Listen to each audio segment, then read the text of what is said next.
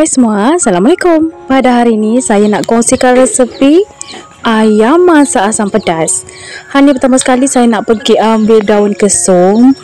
Daun kesum ni saya tanam dekat tepi rumah, bukan saya tanam, jiran yang tolong tanamkan. Alhamdulillah baik jiran saya. Subur sampai hari ini. Saya ambil lebih kurang segini dah, 5-6 helai saja. Lalu kita cuci bersih selama beberapa kali. Dan untuk bahan-bahan asam pedas hari ini saya guna cukup simple. Saya ada 1 biji bawang merah, kemudian diikuti dengan bawang putih. Saya juga menggunakan 1 batang serai. Untuk serai ni nanti saya ketuk-ketuk je. Dan juga saya ada belacan dan asam keping. Kalau tak nak guna asam keping, nak guna asam jawa, silakan.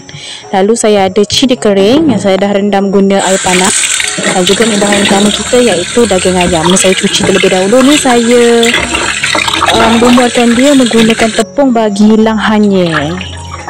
Saya salutkan ataupun saya perap dia guna tepung gandum. Tu bagi hilang hanyir ayam lah. Mungkin anda ada tips lain, silakan. Lalu bahan-bahan tersebut saya nak kisar sehingga lumat. Ni saya guna pengisar saja. Kalau tak nak guna pengisar, nak guna alusung batu, silakan, ikut selera masing-masing. Next, tuangkan minyak menumis dan panaskan minyak. Kalau minyak dah panas, boleh turunkan serai lalu bahan-bahan yang telah kita kisar tadi tu. Lalu di sini saya akan tumis sampai jiran kiri kanan depan belakang bau. Dan kita punya bahan tumisan ni pecah minyak. Tu saya masukkan sedikit dulu daun kesum, nanti saya akan tambah lagi. Lalu saya tuangkan air. Ni saya guna air lebihan daripada pengisar tadi tu. Saya kawat dah habis lah. Tak nak bagi membazir bahan-bahan yang tersisa. Kemudian bolehlah masukkan daging ayam. Jadi asam pedas hari ini saya buat asam pedas kosong saja yang simple. Kalau misalnya anda nak tambah tomato ke, bunga kantan ke, ataupun bende ke, silakan. Tak jadi masalah sama sekali. Ni kemudian saya tambah lagi air sebab tadi tu kurang sangat dan terlalu pekat. Saya suka kalau asam pedas dia pekat-pekat macam ni.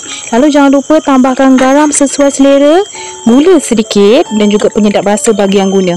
Biasanya saya tak letak gula, tapi oleh kerana cili saya ni banyak sangat dan terlalu pekat, jadi saya letak gula bagi matikan dia punya pedas tu. Ni kita biarkan sehingga mendidih macam ni. Kemudian bolehlah masukkan asam keping. Jadi nanti kalau anda nak masak asam pedas tak nak letak gula pun tak apa. Sebab biasa pun saya tak letak gula, baru ni dah saya letak sebab pekat sangat. Takut pedas sangat pula. Ni kita biarkan seketika. Last sekali bolehlah masukkan kita punya daun kesum sekali lagi. Macam gitu je, simple sangat kan menu kita pada hari ni, asam pedas ayam. Kalau anda nak tambah tomato ke bende ke, lagi sedap. Kebetulan tak ada, jadi apa yang ada je lah. Jadi saya ucapkan selamat mencuba. Dan jangan lupa tekan like dan subscribe. Bye bye.